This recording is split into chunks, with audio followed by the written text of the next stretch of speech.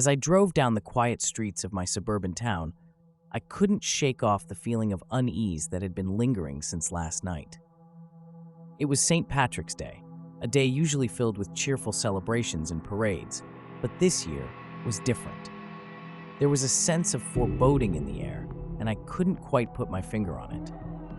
I arrived at my friend's house for a small gathering, hoping that being around familiar faces would ease my nerves.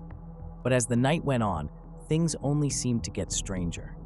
The normally lively neighborhood was eerily quiet, and the sky was unusually dark for this time of the year.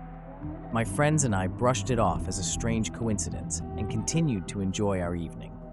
As the night wore on, I decided to take a walk around the neighborhood to clear my mind. The streets were deserted, and the only sounds were the rustling of leaves and my own footsteps. But then I heard something else. It was a faint whisper, almost like a child's voice.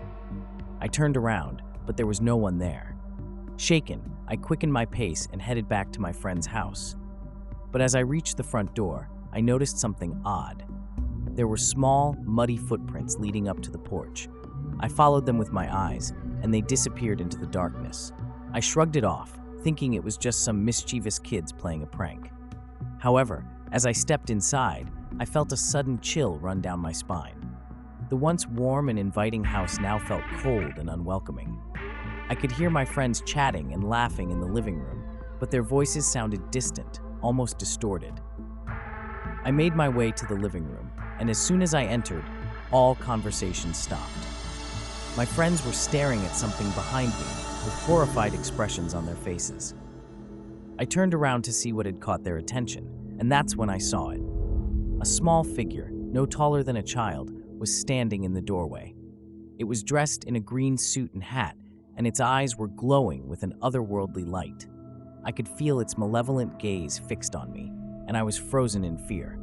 Without warning, the figure let out a blood-curdling scream and disappeared into thin air. My friends and I were left trembling and speechless, trying to make sense of what had just happened. It wasn't until later that we learned the truth. Legend had it that a leprechaun was once captured and killed by the people of this town on St. Patrick's Day.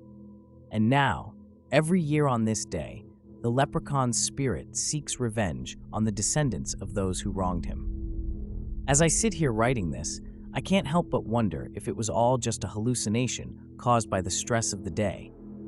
But then I see the muddy footprints on my porch, and I know that the leprechaun's revenge is all too real, and I can't help but fear what will happen next year on St. Patrick's Day.